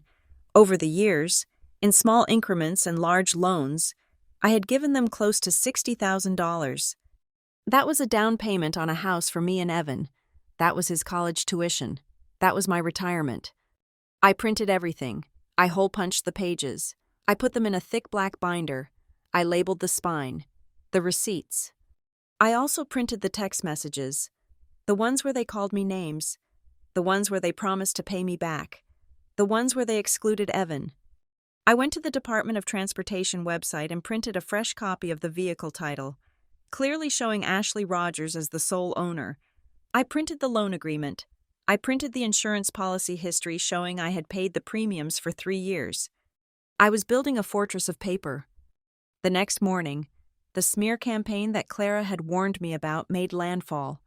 I received a text from a friend of mine, Sarah, who still followed Megan on Instagram. "Hey Ash, are you okay? Megan is posting some really weird stuff." She sent a screenshot. It was a text post on Megan's story, set against a black background. "It is so scary when someone you love loses their mind. Please pray for my sister. She is going through a manic episode and has become a danger to our family. She stole my car and left me stranded with my kids. We are worried about her stability and the safety of her son. If you see her, please be careful." I read the words "safety of her son" and felt a cold, metallic rage settle in my stomach. They were weaponizing Evan. They were implying I was an unfit mother to discredit me. They knew that was the one thing that could destroy me. If they called CPS, if they tried to claim I was unstable. I looked at Evan. He was sitting on the living room rug, watching cartoons. He looked up at me and smiled. "Mom, can we go to the park today?" he asked. "Yes," I said. "We can go anywhere we want." "Are we going to Grandma's?" he asked, a small shadow crossing his face. "No," I said firmly. "We are never going there again unless we want to. And right now, I definitely do not want to." "Good," he said, relaxing visibly. "I like it better just us. It is quieter." "It is, isn't it?" I sat down next to him. "Evan, I want you to know something. Mommy is doing a lot of paperwork right now. It is to make sure no one can ever take our things again, okay?" "Like the car?" "Like the car, and like our happiness." I picked up my phone. I looked at the screenshot of Megan's lie. I could reply. I could post the binder. I could unleash the torrent of evidence I had just compiled. But not yet. If I posted it now, it would look like a messy family squabble.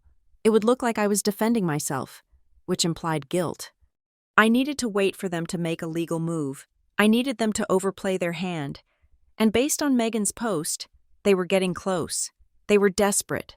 They had lost their income stream, their transportation, and their communication hub. They were flailing. I texted Sarah back. I am fine. Better than fine. Let them post whatever they want. Screenshots are forever. Then I called my bank. I need to close my current checking account and open a new one. I told the representative, I believe my account number has been compromised by family members who have previously had access to my checks. We can certainly do that, the teller said. We can transfer the funds immediately. Please do, I said, and I want to put a password on the account for any phone inquiries. No information given without the verbal code. Understood. What would you like the code to be? I looked at the black binder on the table. Pay your own way, I said. Could you repeat that? Pay your own way, I said, articulating every syllable. All right, Ms. Rogers, it is set. I hung up. The trap was set. The evidence was gathered. I had an ally in Aunt Clara who could verify the history of abuse. I had the financial records, and most importantly, I had the truth. They thought they were shaming me into submission. They thought that by calling me manic or unstable, I would come running back to prove I was a good daughter. They did not realize that they were simply giving me more material for the binder. I walked over to the window and looked out at the street. My Honda was parked there. The luxury SUV was gone, sold to a dealership 2 towns over just yesterday afternoon. The check for $34,000, the equity remaining in the vehicle, was sitting in my new, secure bank account. I was ready. I knew they would come. They would come to my house, or they would come to my job. They would try to force a confrontation because they needed the drama to feed their narrative. Let them come. I turned back to Evan. Get your coat, buddy. We are going to the park, and then we are going to get ice cream, the expensive kind. Yes, he cheered. As we walked out the door, I tapped the black binder. It was heavy, dense with 10 years of receipts. It was not just paper, it was my shield. And if they tried to strike me, I was going to hit them back with every single page. It was December 30th, the kind of bitterly cold Pennsylvania evening where the wind cuts right through the siding of the house. Inside, however, the temperature was perfect. Evan was in his room, wearing his noise-canceling headphones, a Christmas gift I had bought with the money saved from canceling the family phone plan, and playing a video game. I was in the kitchen, organizing the pantry, enjoying the simple, rhythmic satisfaction of lining up cans of soup. Then, the headlights swept across the front window. They were not the soft, yellow beams of my neighbor's sedan. They were high-intensity LEDs, aggressive and blinding. A car door slammed, then another, then a third. I did not need to look out the peephole to know who it was. The heavy, frantic footsteps on the porch stairs told me everything I needed to know. They had arrived. I walked to the front door. My heart rate picked up, a biological remnant of the fear they used to instill in me, but my mind remained icy. I was not the same woman who had cowered in the kitchen 3 weeks ago. I was the woman with the binder. I was the woman with the secure bank account. The pounding started before I could even reach the knob. Ashley, open this door. We know you are in there. It was my father. His voice was a booming baritone that used to command my instant obedience. Tonight, it just sounded like noise pollution. I unlocked the deadbolt and opened the main door, but I kept the heavy storm door locked. It was a physical barrier, a sheet of reinforced glass between my sanctuary and their chaos. They were standing on my porch like a delegation from a nightmare. Megan was in the front, looking disheveled, her eyes puffy and red. My mother stood behind her, clutching her purse like a shield, wearing her long-suffering martyr expression. My father was pacing. His face flushed a dangerous shade of crimson. Open the screen door, Ashley, my father commanded, pointing a finger at my face through the glass. We are not having this conversation on the porch like hooligans. We are not having a conversation at all, I said, my voice muffled slightly by the glass, but clear enough to stop his pacing. State your business. State my business? Megan shrieked, stepping forward and pressing her palms against the glass. "You stole my car! You psycho! I have had to take Ubers for 3 days. Do you know how much that costs?" "I imagine it costs significantly less than the $740 a month you owed me for the last 3 years," I replied. "I want the keys," Megan demanded. "Right now, give me the keys and maybe, just maybe, Mom and Dad won't press charges for theft." I looked at her. I really looked at her. She was 33 years old, yet she was throwing a tantrum like a toddler who had been denied a candy bar. She truly believed that if she screamed loud enough, reality would bend to her will. "I cannot give you the keys, Megan," I said calmly. "Why?" she spat. "Are you playing games? Is this a power trip?" "No," I said. "I cannot give you the keys because I do not have the car anymore." The silence that fell over the porch was absolute. The wind howled through the bare trees in the yard, but the 3 people in front of me were frozen statues. "What?" my mother whispered, stepping forward. "What did you say?" "I sold it," I said. "I took it to the dealership yesterday morning. I signed over the title. It is gone." You sold my car?" Megan's voice trembled, pitchy and weak. "I sold my car," I corrected her. "The car that was legally titled in my name, the car that I paid the insurance on, the car that represented a $34,000 asset that I was letting you depreciate while you treated my son like a stray dog." "You had no right," my father roared, slamming his hand against the doorframe. "That was family property. That was for your sister's safety. How are she and the kids supposed to get around?" "That is a question for her husband," I said. "Or perhaps she can use the $92,000 she has set aside for renovations to buy a sedan. A used Honda is very reliable. That is what I drive." "You are evil," my mother hissed, tears starting to flow down her cheeks. "I do not even know who you are anymore. You are vindictive. You are cruel. You are destroying your sister's life over money. Is that all we are to you? A dollar sign?" "That is funny," I said, crossing my arms. "I was about to ask you the same thing, because for 10 years, the only time my phone rang was when a bill was due. The only time I was invited over was when you needed someone to cook or clean. And the only time you acknowledged my existence was when I opened my wallet." "That is a lie," my mother cried. "We loved you. We included you." "You included me?" I laughed, a dry, humorless sound. "You told me to come over after dinner for Thanksgiving. You took a family photo in matching pajamas and didn't even tell me it was happening. You cut my son out of the frame, Mom, literally and metaphorically." "Oh, get over it," Megan screamed. "It was one picture, and you sold my car because of it? You are insane. You need to be institutionalized." "It was not one picture," I said, leaning closer to the glass. "It was a lifetime of you thinking you were better than me because Mom and Dad enabled you.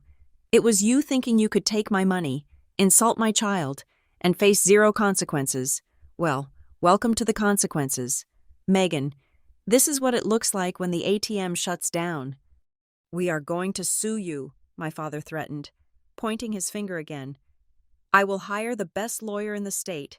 I will sue you for theft, for emotional distress, for everything you have." "Go ahead," I said. "I have the binder." "The what?" he asked, blinking. "The binder," I repeated. "I have 10 years of bank statements. I have the text messages where Megan promised to pay. I have the emails where you asked for loans you never repaid. I have a spreadsheet that details $60,000 of financial support I have given this family. If you take me to court, Dad, I will countersue, and unlike you, I have the receipts. I will not just win. I will expose you. I will put every single transaction on the public record." My father's face went pale. He knew. He knew about the loans. He knew about the times he had skimmed off the top. He knew that a legal battle would require discovery, and his finances could not withstand sunlight. He took a step back. The bluster began to leak out of him. "Ashley," my mother said, changing tactics instantly. Her voice softened, becoming trembling and pitiable. "Ashley, please, look at us. We are your family. We are cold. Let us come inside. Let us sit down and talk about this like civilized people. We can work this out. We can set up a payment plan for the car. Just don't do this. Do not shut us out." It was the most dangerous weapon in her arsenal. The guilt. The appeal to the bond of blood. I looked at them. I saw my mother shivering in her coat. I saw the desperation in Megan's eyes. A part of me, the old Ashley, wanted to unlock the door, wanted to make them hot cocoa, wanted to fix it. But then I thought of Evan. I thought of him sitting in that folding chair in the garage. I thought of the $10 birthday check. I thought of him asking me, "Am I not family?" "I have one condition," I said. My mother's face lit up with hope. Anything, honey." "I want you to apologize," I said. "We apologize," Megan said quickly. I am sorry I didn't pay. Just give me the money from the sale and we call it even." "Not to me," I said. "To Evan." Megan froze. "What?" "I want you to come inside," I said slowly. "I want you to stand in front of my 9-year-old son, and I want you to look him in the eye and apologize for treating him like he doesn't matter. I want you to admit that you favored Leo and Bella. I want you to admit that you ignored him on his birthday. I want you to tell him that you were wrong and that he deserves better." My mother looked at my father. My father looked at the ground. Megan looked at me with pure, unadulterated loathing. To apologize to me was one thing. They could rationalize that as a transaction to get what they wanted. But to apologize to a child? To admit to a 9-year-old boy that the adults, the matriarchs and patriarchs, were bullies? That required a level of humility they did not possess. It would shatter their ego. It would destroy the narrative that they were the benevolent grandparents. "That is ridiculous," my father muttered. "We are not bowing down to a child. We treat him fine." "He is a child, Ashley," my mother pleaded. "He does not understand these things. Bringing him into this is just cruel. You are using him as a pawn." "I am not using him," I said. "I am defending him. He is in his room right now. He is happy. He is safe. If you want to be part of his life, you have to earn it. The price of admission is an apology. A real one." "I am not doing that," Megan sneered. "I am not going to let a 9-year-old think he has power over me. It is humiliating." "Then you have your answer," I said. "Ashley, be reasonable," my mother begged, reaching for the handle. "We are family." "No," I said. "You are relatives. Family is the people who show up. Family is the people who care. And right now, the only family inside this house are the ones you forgot to invite." I reached for the inner door. "Ashley, do not you dare close that door," my father shouted, his anger returning as he realized he was losing control. "If you close that door, you are dead to us. Do you hear me? Dead." "I heard you the first time," I said. I looked at them one last time. I memorized the scene, the anger, the entitlement, the complete refusal to take accountability even when the solution was so simple. They would rather lose their daughter and their financial safety net than say I am sorry to a little boy. That was all I needed to know. "Goodbye," I said. I pushed the heavy wooden door shut. I turned the deadbolt. Click. I stood there in the hallway, pressing my forehead against the wood. I listened. I heard more shouting from the porch. I heard Megan kicking the door. I heard my mother sobbing loudly. A performance for the neighbors. Then, eventually, I heard the car door slam. I heard the engine start. I heard the tires crunch on the gravel as they backed out. And then, silence. I did not feel sad. I did not feel regret. I felt a profound, vibrating sense of clarity. The decision was made. It wasn't a temporary break. It wasn't a pause. It was a termination. They had made their choice. They chose their pride over their grandson. They chose their ego over their daughter. I walked away from the door. I walked down the hallway to Evan's room. I opened the door gently. He was sitting on his bed, the headphones around his neck. He looked up, his eyes wide. "Was that them?" he asked. "Yes," I said. "Did they want to come in?" "They wanted to yell," I said, honest. But I didn't let them in. Why not? I sat down on the edge of the bed and took his small hand in mine. Because this house is for people who love us. Evan, only people who treat us with kindness are allowed in here. That is the new rule. He thought about this for a moment. Then he squeezed my hand. That is a good rule, Mom. Yeah, I said, my voice thick with emotion. It is. I looked around his room. It was warm. It was safe. And for the first time, it was truly ours. No one could invade it. No one could demand payment for it. I had closed the door on my past. Now, I just had to make sure they couldn't burn the house down from the outside. January arrived not with a bang, but with a quiet, steady rhythm that I had never experienced in my adult life. For the first time, the first of the month was just a date on the calendar, not a deadline for someone else's crisis. I sat at my kitchen table, paying bills. It used to be a ritual of anxiety. I would have my calculator out, sweating over every decimal point, deciding which utility could wait another 2 weeks so I could send $300 to my mother for her unexpected pharmacy copay. I used to stare at the negative space in my bank account where my savings should have been, feeling the weight of the Rogers family strapped to my back. Today, the ritual was different. I paid the electric bill, I paid the mortgage, I put $500 into the new high-yield savings account I had opened for Evan. And when I clicked Submit, I stared at the remaining balance. $4,200. It was sitting there. It wasn't spoken for. It wasn't earmarked for Megan's credit card debt or my father's car repair. It was just mine. I closed the laptop and looked out the window. The snow was falling softly, coating the world in white. Inside, the house was warm. The thermostat was set to 70 degrees. For years, I had kept it at 65 to save money, shivering in my own living room while my parents blasted their heat at 74, paid for by the loans I gave them. I walked over to the thermostat and turned it up to 72, just because I could. The silence from the other side of town was absolute. After the confrontation on the porch, they had retreated. I suspected they were waiting for me to break. They were banking on the fact that I had been conditioned to seek their approval, and they assumed that after a week or two of isolation, the ungrateful daughter would come crawling back with an apology check. They did not realize that silence was not a punishment for me. It was a vacation. Mom! Evan's voice rang out from his bedroom, loud and clear. He wasn't whispering anymore. He wasn't trying to be invisible. Yeah, bud, I called back. Come look, I found Saturn. I walked into his room. The telescope stood by the window. A sleek, professional-grade instrument that cost $600. I had bought it with a fraction of the money I saved from canceling the family phone plan.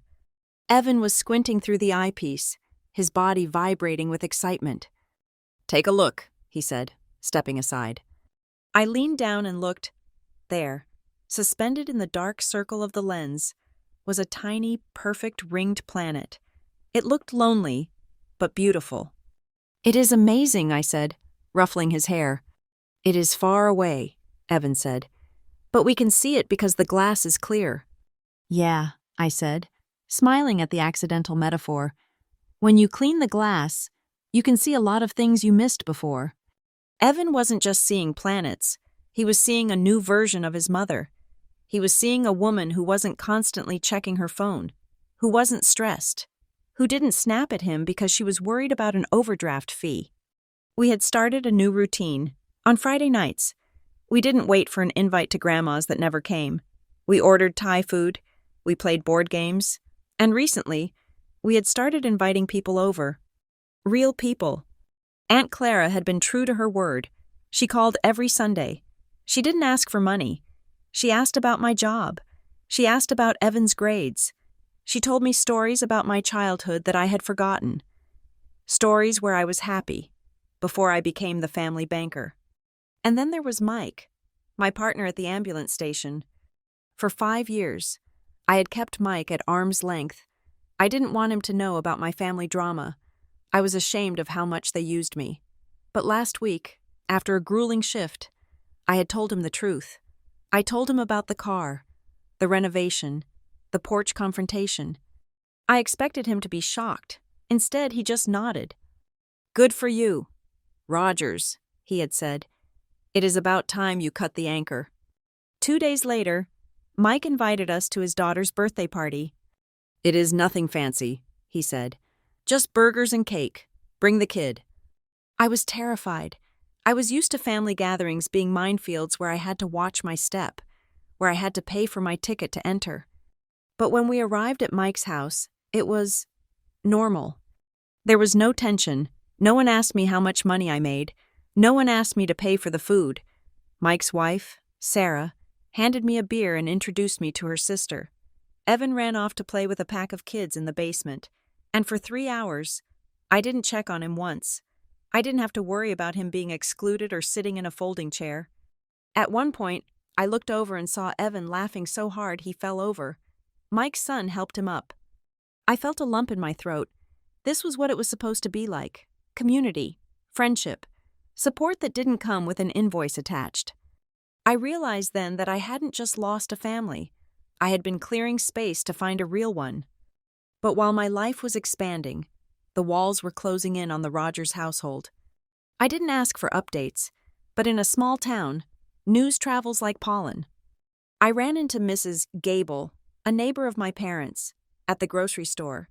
She was a sweet, gossipy woman who had always liked me.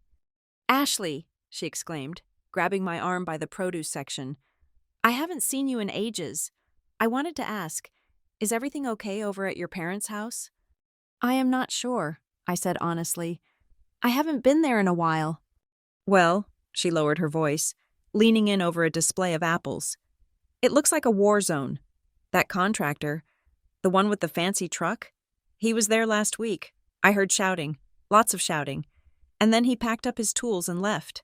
There is a dumpster sitting in the driveway that has been full for 10 days. It smells." I felt a flicker of satisfaction, not hot and fiery, but cool and settled. "I guess the renovation hit a snag," I said. "A snag?" Mrs. Gable raised an eyebrow.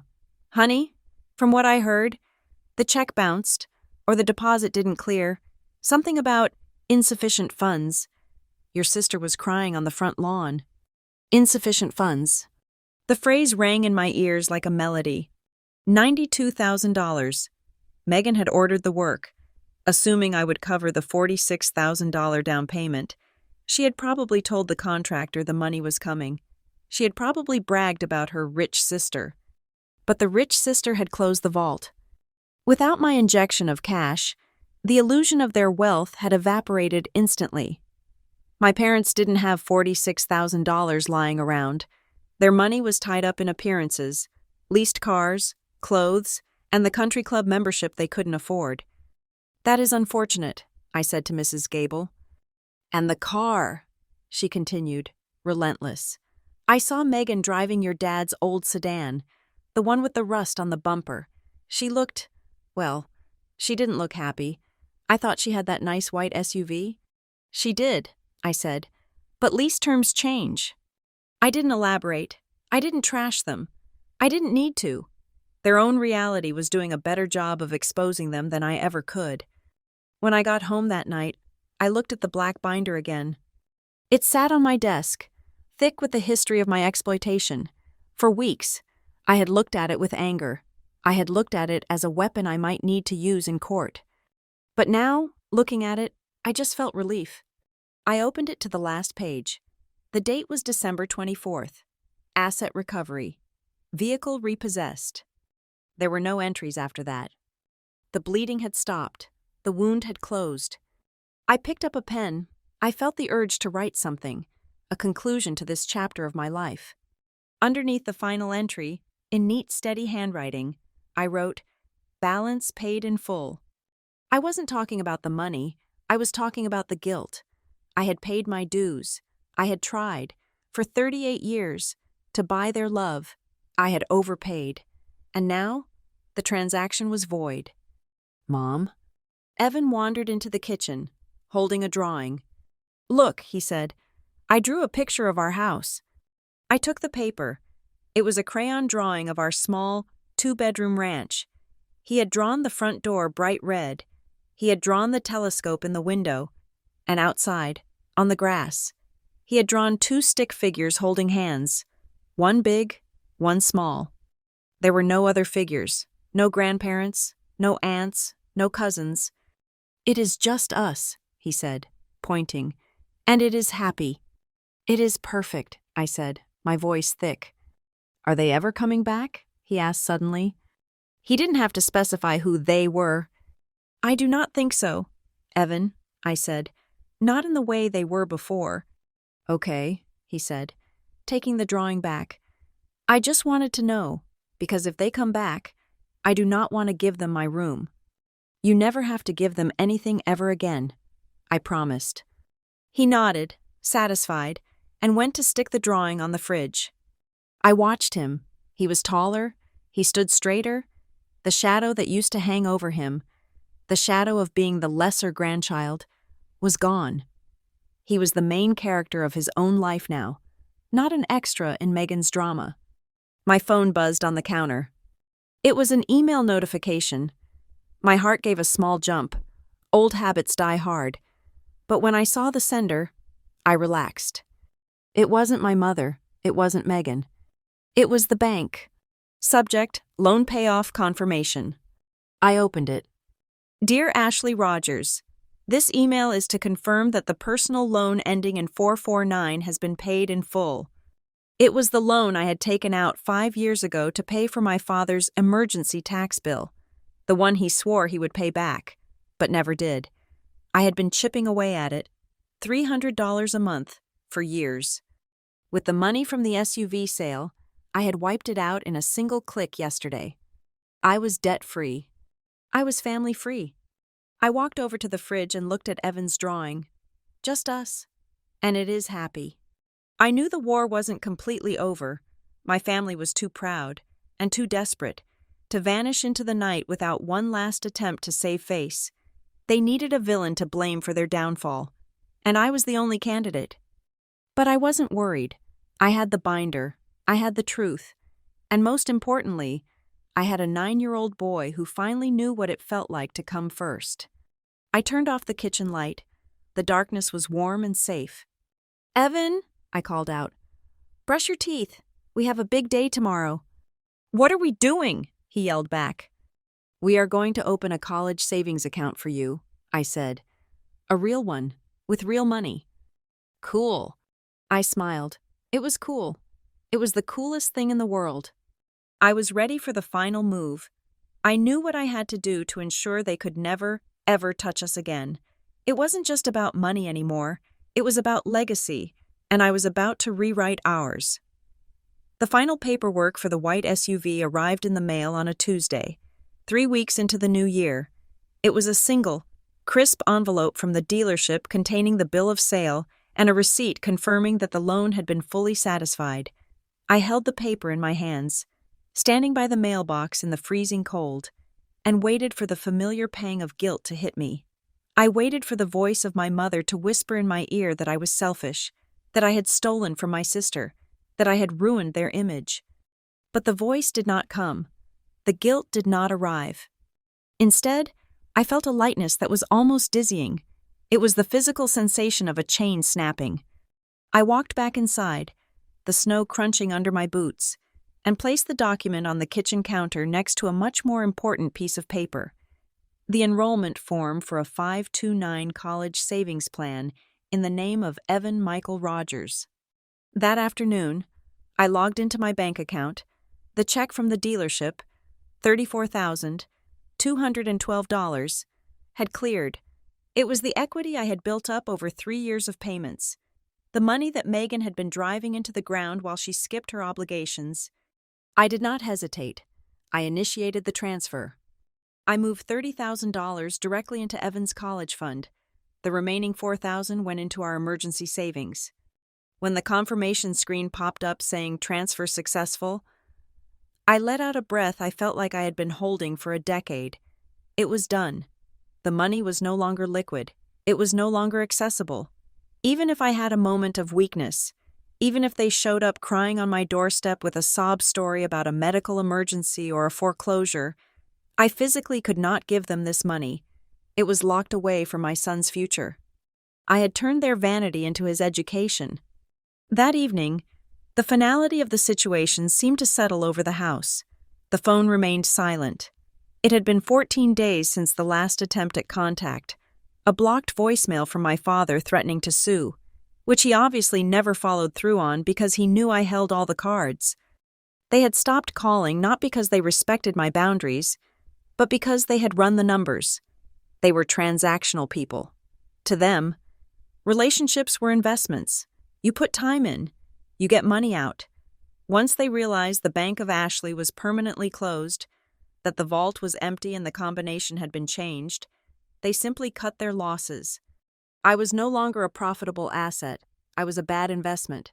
So, they divested. It was a painful realization, admitting that my parents' love was conditional on my utility, but it was also the most liberating truth I had ever accepted. "Mom, are you listening?" Evan was tugging on my sleeve. We were in the living room. He was holding the drawing he had made a few days ago, the one with just the two of us and the red house. "I am listening, buddy," I said. "What is up?" I said, "Where should we put it?" he asked, waving the paper. "The fridge is too crowded with my spelling tests." I looked around the room. My eyes landed on the hallway. The wall there was bare, painted a soft, neutral beige.